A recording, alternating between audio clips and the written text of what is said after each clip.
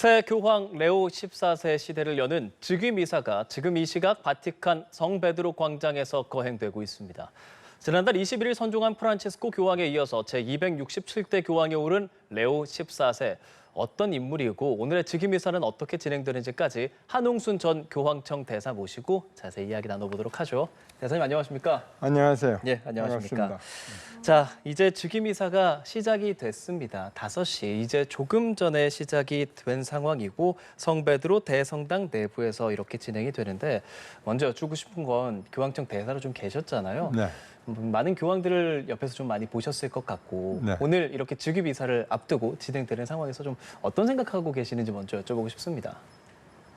뭐 어떤 생각보다도 저도 가가지고서 참여하고 싶은 생각이 자꾸 가까이서 강하죠. 지켜보셨던 적이 많이 있으시죠? 네. 그런데 특별히 이제 2013년 프란치스코 교황님 때는 뭐 대사로서 이제 아주 제일 앞에서 지켜봤죠. 예. 그러니까 뭐 역시 가톨릭 교회의 그 최고 지도자의 그 직무를 시작하는 그러한 그 미사여서 상당히 전 세계적으로도 그렇고 교회적으로도 그렇고 일반 사회로도 그렇고 커다란 의미가 있다. 이런 걸 다시 한번 느끼게 됩니다. 예. 자, 지금 저희가 함께 보여드리고 있습니다. 바티칸 성 베드로 성당에서 거행되고 있는 즉위 미사 현장을 저희가 보여드리고 있는데 말 그대로 이제 즉위하는 것을 기념하는 첫 번째 미사지 않습니까? 어떤 의미라고 봐야 될까요? 네, 근데 그 사실은요. 예. 교황직은 교황으로 선출돼서 교황직을 그 수락하는 그 순간부터 교황이에요. 그렇죠. 예, 그렇기 때문에 그때부터 교황 직무는 다 그 온전히 수행을 해오셨고 지금까지요. 네. 그리고 다만 이제 즉위미사라고 하는 거는 그거를 그 시작을 전 세계에 교회와 사회에 알리는 그런 공식적인 그런 의미가 있다. 저는 그렇게 생각을 합니다. 예, 그렇습니다. 이렇게 지금도 레오 14세 교황의 모습도 저희가 보여드리고 있고요. 또 예수의 12사도를 상징하는 12명의 대표단 역시도 복종을 맹세하고 이제 오늘 진행되는 순서에 대해서도 시청자분들이 좀 궁금하실 것 같은데 즉위미사 어떻게 진행이 되는 걸까요? 제일 중요한 예. 부분은요. 그 이제 즉위미사는 이제 광장에서 이제 성당 안에서보다는 이제 성 베드로 광장에서 즉위미사를 수행을 이제 하게 됩니다. 예. 그런데 중요한 부분은 뭐냐면은 소위 그 팔리움이라고 하는 그 여기 띠가 있어요. 팔레움, 이렇게. 네, 맞습니다. 팔리움.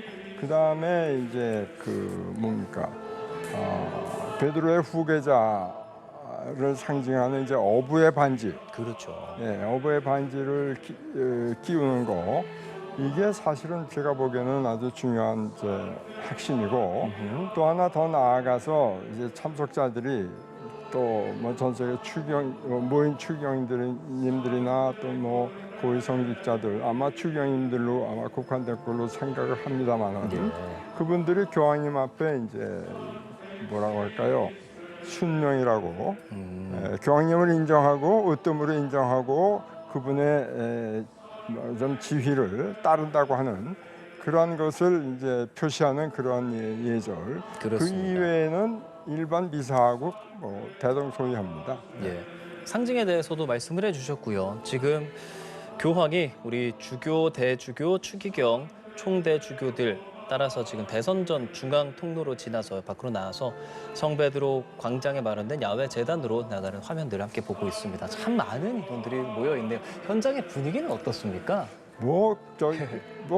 저기는요 주로 가톨릭 신자들이 이제 모여요. 그렇죠. 지금 아마 알려지기로는 한 25만 명 정도가 참석할 거라고 보는데요. 25만 명 같으면은 광장으로는 수용할 수가 없어요. 그러니까 거기 통로 쭉 나가는 이제 큰 길이 있는데 거기 하며 뭐라고 하나요? 그 스크린, 대형 스크린을 곳곳에 설치해 가지고서 신자들이 참석을 할 수 있도록 그렇게 뭐 마련을 해 놓은 걸로 알고 있습니다.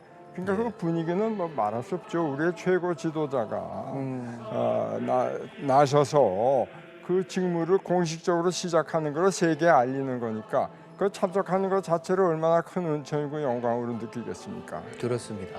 참 저 현장의 분위기를 저희가 최대한 좀 보여드리고 싶어서 생중계로 함께 진행을 하고 있는 상황이고요. 즉위식이 이렇게 진행이 되고 대사께서도 지금까지 역대 교황의 즉위식을 좀 많이 보셨잖아요. 네. 교황마다 혹시 즉위식에서 좀 다른 점 같은 것들도 있는지 궁금합니다. 뭐 크게 다른 거는 없습니까? 없고요. 예. 다만 그 교황님의 스타일에 따라서 약간 차이가 있는 것들은 있을 수가 있어요. 예. 뭐 예를 들면은 제가 이제 그 프란치스코 교황님 그 즉위식 때는 일반적으로 교황이 이제 집전하는 미사에는 영성체를 할 적에 아, 예. 교황님한테 직접 영성체를 받는 예. 성체를 영하는 그러한 부분이 있습니다. 그렇죠. 그런데 프란치스코 교황님은 그걸 생략했어요. 그걸 안 하시고 그냥 그 제대는 다 광장에서 올라가는데 거기 참여한 다른 그 집전 그 사제가 성체를 영해주는 그런 걸 보고 아 이거 참 독특한 이건 차이가 있다 이렇게 느꼈습니다. 그렇군요. 특히 프란치스코 교황의 경우에는 조금 전에 언급을 해주셨던 그 어부의 반지 네. 그것도 도금을 하셨다라고도 들었고요.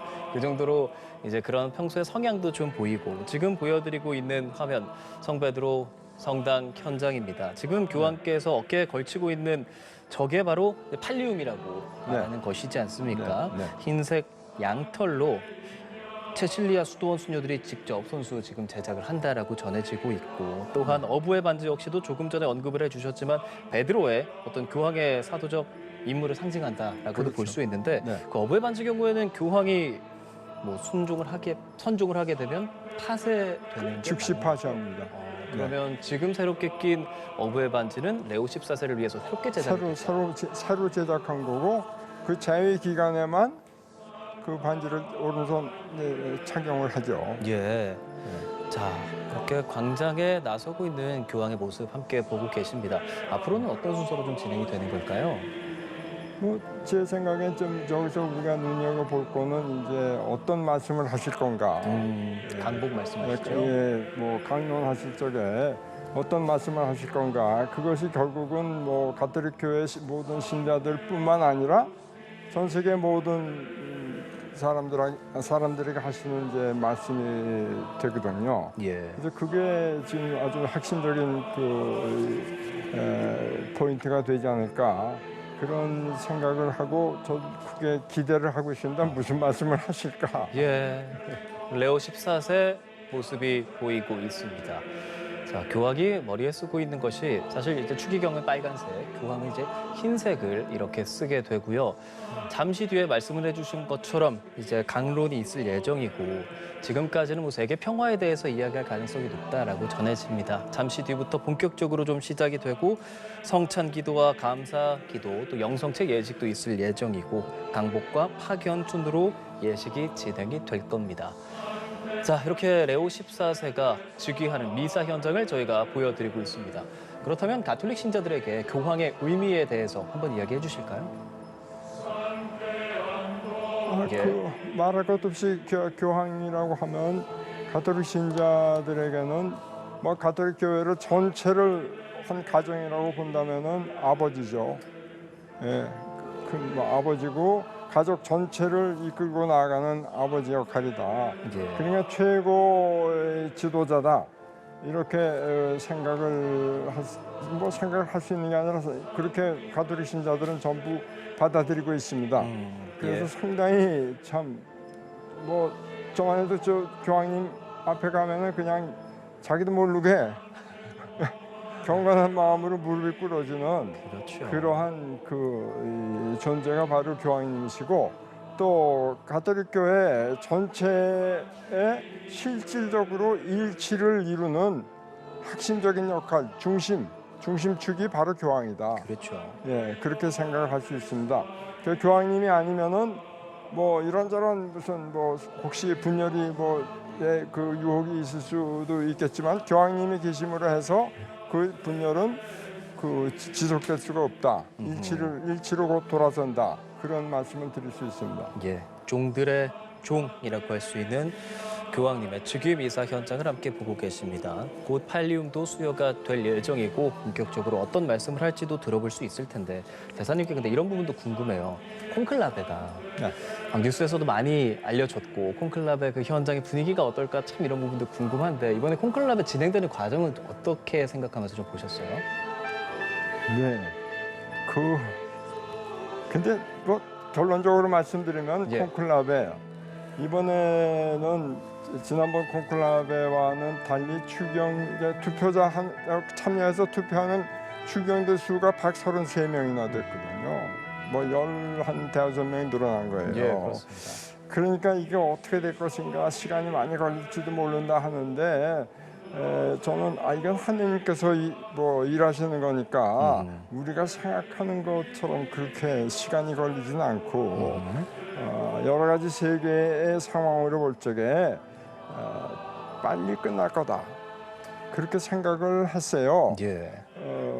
그렇습니다. 그래서 뭐 아니나 다를까 네 번째 투표 만에 그러니까는 처음 투표 시작해서 24시간 만에 결론이 난 거예요. 그렇죠. 콘클라베 언급해 주신 것처럼 120명으로 원래는 120명의 그러니까 선거권을 가진 인원들이 추기경에 참석을 하는 것인데 이번에 133명. 그 부분도 사실 전임 프란치스코 교황이 어느 정도는 좀 바꿔서 진행을 한 부분이라고 볼 수 있고 그렇죠. 그럼 레오 14세가 선출이 됐다라는 소식을 전 세계에서 한 번에 좀 전해졌잖아요. 네. 그때는 좀 무슨 생각하셨습니까?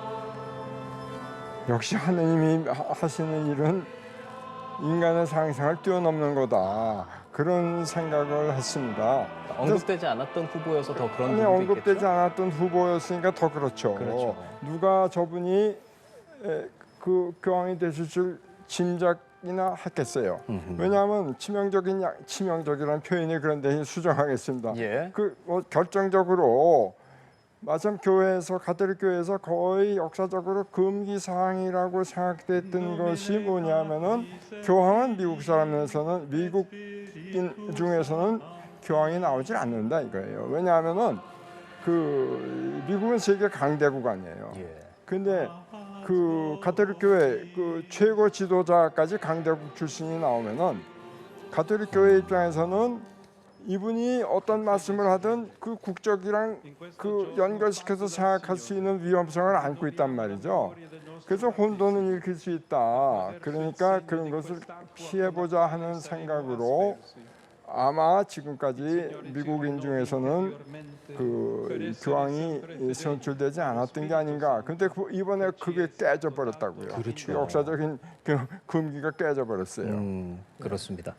그럴 수 있었던 것은 레오 14세가 추기경 활동할 때부터 그렇고 미국인이지만 가장 미국적이지 않은 미국인이다라는 평가도 받았고 페루에서 20년 이상 많은 어려운 인원들을 위해서 많이 순교한 그런 활동을 하신 분이지 않습니까? 그런 생애에 대해서도 좀 말씀해 주시면 좋을 것 바로 같습니다. 그 점이요. 바로 그 점이 교황님이 선교사로 20년을 페루에서 그러니까 미국인이지만은 아주 참 못 사는 나라 중에 하나인 남미 페루에서 20년을 선교사로 지냈다. 맞습니다. 하니까 이 선교사라고 하는 이력을 지닌 교황님은 역대 교황님 중에 없어요. 아무도 없습니다. 그러니까 추기경님들이 이 선교사가 이 선교사의 경험이 필요한 그런 이 시점이다. 이렇게 생각할 수가 있고요. 또 하나 여기서 우리가 생각하고 싶은 거는요. 교황님이 수도회 소속이에요. 아고스티노회라고 하는 수도회 소속인데 그렇죠. 수도회의 세계 수도회 가족들을 전체적으로 관리하는 총원장 신부님을 12년 동안 지냈어요. 그러면 이 동안에는요, 그 수도회가 있는 그러한 나라에는 다 방문을 합니다. 그러니까 전 세계를 수도회가 있는 나라들을 전부 방문한 거죠. 예. 그래서 그러한 경험이 결국은 우리 한국 전 세계적으로 가톨릭 교회가 앞으로 지금 다가올 여러 가지 이제 문제점들에 대해서 대처해야 될 문제점들에 대해서 대처하는데 그 다양한 경험이 크게 도움이 되지 않을까 하는 생각으로 예. 이 레오 14세 교황님을 선출한 게 아닌가 그런 생각을 합니다. 예. 참 전 세계 많은 가톨릭 신자들이 모여 있는 현장을 보고 계십니다. 성베드로 대성당 광장의 모습이 보여집니다. 오늘 즉위 미사가 시작이 됩니다. 계속 이야기를 나누고 있는 레오 14세 교황이 즉위 미사를 진행하게 되고요. 성베드로 대성당 현장을 함께 보고 계십니다. 자, 이제 오늘 진행되는 순서에 대해서도 이야기를 해봤고 레오 14세가 어떤 인물이었냐, 추기경 시절의 이야기까지 이야기를 좀 해봤는데 한국에도 방문을 한 적이 있죠. 그래서 아고스티노의 수도회가 한국에 있어요. 그렇죠. 그래서 한국에 5차례 방문한 걸로 제가 들었습니다. 네, 그래서 그 수도회에 있는 그러한 이 수사 신부님들, 수사님들 이분들이랑 같이 어울려서 대화도 하고 말씀도 듣고 뭐 이런저런 한국 체험을 많이 하신 걸로 제가 알고 있습니다. 그렇습니다. 그래서 스님이랑 같이 사진 찍고 이런 것들도 많이 좀 보여졌었던 레오 14세 워낙 소탈한 활동을 했다라고 전해집니다. 추기경으로 활동할 당시 프리보스트 추기경일 당시부터 그랬었고 그리고 한국에 또 방문할 예정도 있지 않습니까? 27년이죠. 네, 예. 2027년이요. 세계 청년 대회 참석하기 위해서 이제 보통 교황들이 다 참석을 하기 때문에 이번에도 서울에서 열리게 되는 행사에 방문을 할 예정이고 역대 교황으로는 2014년 프란치스코 교황 역시도 세계 청년 대회 위해서 대전에 또 방문을 하신 적이 있었고 아시아 청년대회. 아시아 청년 대회죠. 그렇습니다. 있었고 요한 바오로 2세 역시도 84년이었죠. 그때 방문을 했었기 때문에 의미가 있습니다. 레오 14세 이런 교황명 같은 경우는 추기경에서 교황으로 선출이 되고 이후에 정하는 거죠. 14세 레오 14세 어떤 의미일까요? 아니요, 그러니까 뭐 추경에서 이제 선출되면은 이렇게 되죠. 교황직을 수행할 것입니까? 예. 받아들이겠습니다. 받아들입니다. 네. 그러면 교황명을 뭘로 할 겁니까? 그 자리에서 정하는 거예요. 그러면 그래서- 추기경들은 미리 좀 생각을 하고 있다고 생각할 수 있나요? 아니, 그것보다도 예. 그 순간적으로 그러니까 이제 뭐 조금 구체적으로 말씀드리면은 이번 경우에 이제 89표 나오면은 네. 그때부터 이제 되는 거거든요. 그랬었죠. 그러니까 89표에서 나온 표 카운트 할 때까지 그러니까 80표쯤 가면은 이제 3분의 벌써 2. 생각을 해야 되는 거예요. 그래서 제가 보기에는 그때 이미 이제 난 교황명이 레오다 이렇게 생각을 하셨을 것 같아요. 그렇습니다. 전임 프란치스코 같은 경우에도 선출되자마자 갑자기 프란치스코라는 이름이 떠올랐다라는 글도 제가 본 적이 있거든요. 네. 레오 14세로 결정을 했다는 것은 지금까지 레오라는 교황명을 쓴 인원이 13분이 계셨다는 네. 거지 않습니까? 네. 네. 특히나 레오 13세 같은 경우는 저는 굉장히 좀 기억에 남습니다. 네. 레오 그 세례명에 대해서 한번 이야기해 볼까요? 레오는 워낙 이제 사자를 뜻하는데 레오 13세를 떠올려서 이제 레오 14세로 정하신 건데 레오 13세는 잘 아시다시피 1891년에 노동헌장이라고까지 불리는 중요한 가르침을 전 세계에 제시해요. 예. 그게 새로운 사태라고 하는 것이 1차 산업혁명 이후에 노동자들이 아주 참 열악한 상황에서 열악한 근로 조건에서 시달리고 고생하고 하면서 살아가는 그러한 사태에 대해서 노동의 존엄성, 노동자의 인권, 뭐 아동 노동 뭐 등등 이런 것까지를 제시하는 거죠. 이렇게 노동자들을 착취해서는 안 된다 하는 그런 뜻으로요. 그런데 이제 거기에 착안해서 이번 레오 14세 교황님께서는 지금 소위 인공지능이 앞으로 노동 현장에서 노동 수요를 상당히 압박하게 될 것이다.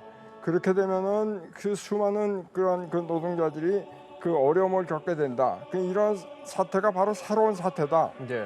그래서 이런 소위 인공지능, 디지털 혁명 이 시대에 교회가 어떻게 적절히 대처해서 이 모든 사람들이 좀 더 인간답게 살 수 있게 할 것이냐라는 것을 당신이 수행해야 될 교황직의 중요한 목표로 생각하셔서 그렇게 하셨다는 걸로 제가 또 듣고 있습니다. 예. 직접 교황이 미사를 집전하고 있습니다. 현장 함께 보고 계셨고요. 성찬기도, 감사기도 그리고 영성체 예식도 있을 예정이고 무엇보다 잠시 뒤에 이제 강론 같은 경우에 강복을 굉장히 전 세계에서 관심을 갖고 있습니다. 어떤 이야기를 할까? 세계 평화에 대한 이야기를 중점적으로 하시지 않을까라는 부분인데 특히나 가장 먼저 통화 나눈 것이 젤렌스키 우크라이나 대통령이고 이번에도 휴전 협상을 좀 바티칸에서 함께하는 게 어떠냐라는 이야기를 하지 않았습니까? 그런 부분도 집중해서 들을 필요가 있겠죠. 네, 지금 교황님께서 특별히 당신 그 사명으로 생각하는 것이 어떻게 하면은 그리스도의 평화, 이 참 평화를 전 세계에 뭐라고 할까요? 건설할 수 있을 것인가, 거기에 어떻게 하면 도움이 될 것인가 하는 점이라고 생각합니다. 그래서 그것이 당신이 해결해야 될 중요한 그러한 그 도전으로 생각을 하고 계시고 그래서 지금 분쟁 지역이 뭐 우크라이나, 러시아 뭐뿐만 아니라 이스라엘, 팔레스타인 또 그 밖에도 여러 지역이 있지 않습니까? 또 그래서 그런 지역의 모든 지도자들한테 당신들 그 평화를 위한 협상 장소로 우리 바티칸 내주겠다. 여기 저 편하게들 와서들 논의를 하면 좋겠다. 그런 용의를 강력하게 이제 드러내서 이제 알리셨단 말씀이에요. 그러니까 그 무슨 말씀이냐 하면은 평화를 분쟁 당사자들 간의 평화의 그 중재자 노릇을 확실하게 기꺼이 하겠다 하는 의지를 표현하신 걸로 생각을 합니다. 전 사실 뭐 상당히 참 효과적으로 이 당신 업무를 직무를 수행하고 계시구나 이런 느낌을 받았습니다. 예, 아니요 그렇습니다. 오늘 즉위 미사에도 전 세계 200여 개 정부 대표 등이 참석을 하기 때문에 잠시 뒤에 이제 강론 등이 있고 나서 어떤 이야기를 하셨는지까지도 저희가 들어온 대로 전해드리도록 하겠습니다. 한홍순 전 교황청 대사와 함께 이야기 나눠봤습니다. 오늘 이야기 들려주셔서 감사합니다. 고맙습니다. 네, 고맙습니다.